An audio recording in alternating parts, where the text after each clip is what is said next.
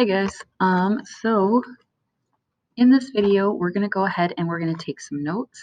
I'm also going to go over the directions for the rest of the day, and then some of you already know that we're going to go full distance learning after the end of this week. So I'm going to go over the expectations for distance learning and what I know so far about how this class will look. So go ahead and get your notes set up, whether you take them on paper or whether you would rather take them on a Google Doc. Either one is fine. Columbian Exchange. So Christopher Columbus sailed to the Caribbean in 1492. His first voyage, he established trade routes with the native people called Taino on the island of Hispaniola. He left 40 men at that trading post. So he met the people, the natives. He got to know them a little bit. There was a language barrier, so they're not super clear on how well they know each other. And then he was like, okay, you guys stay back here. I'm going to go ahead and go back to Spain to tell my findings to the king and queen of Spain. He went back and he saw that all of his men that he left behind had been killed, and so he took the Taino as slaves as like retribution or like punishment for them. When we talk about the Columbian Exchange, we're talking about the process of intentional and unintentional exchange of plants, animals, and germs between the Old World and the New World. The Old World is considered Europe, Africa, and Asia.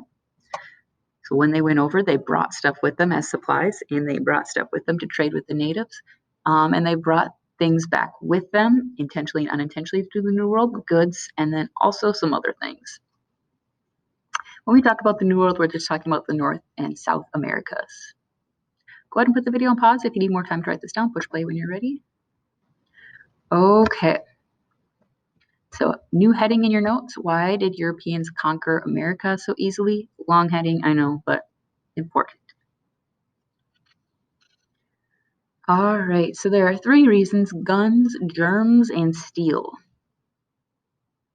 For those of you who are history fanatics, yes, there's a whole book that's like 400 pages long that talks about how guns, germs, and steel led to the Europeans conquering different areas that they discovered.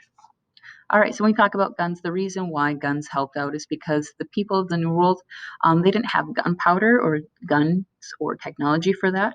So that really helped the Europeans. Steel.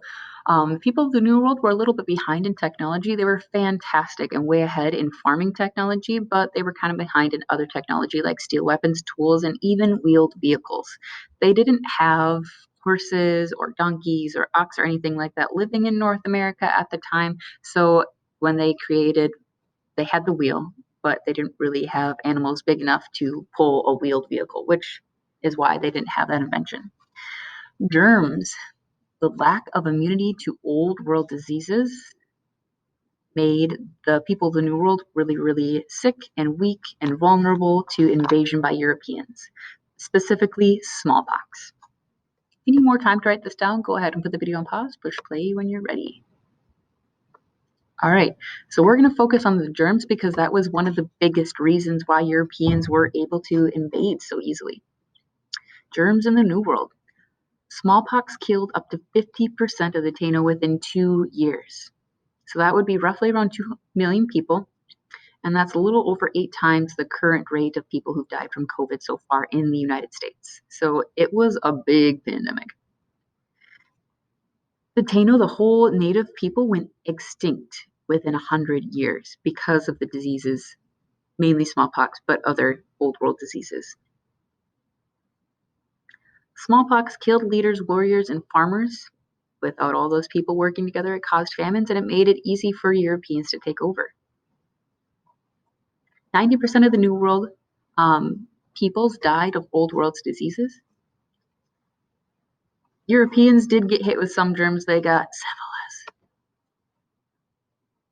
All right, that's going to be it for the notes. What you're going to do for the rest of the day is you're going to go ahead and within your notes create a T-chart. Positive changes because of the Columbian Exchange, negative changes because of the Columbian Exchange. You already have some stuff in your notes, so you're going to go ahead and review your notes. And then you're going to go ahead and look at the document that's on Google Classroom. And let's see, you're going to start with the section that I posted in Google Classroom and just continue recording those positive and negative changes.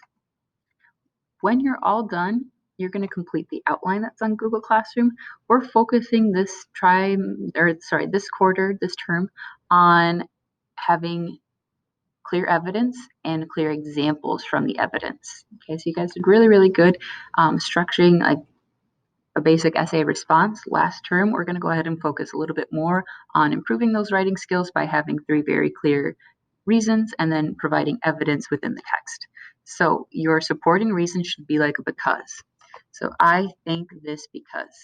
So when you answer your question, that'll be your claim. So I think that the Columbian Exchange was a mainly negative thing because, and your supporting reason could be, it introduced diseases that killed a lot of people in the New World. And then your evidence is going to be like the for example. So you would say, for example, smallpox was introduced by the Spanish and killed up to 50% of the Taino people within just 2 years. Hopefully that makes sense. If it doesn't make sense, go ahead and email me, text me on that Google Voice phone number, and I can help you out. Good luck, guys.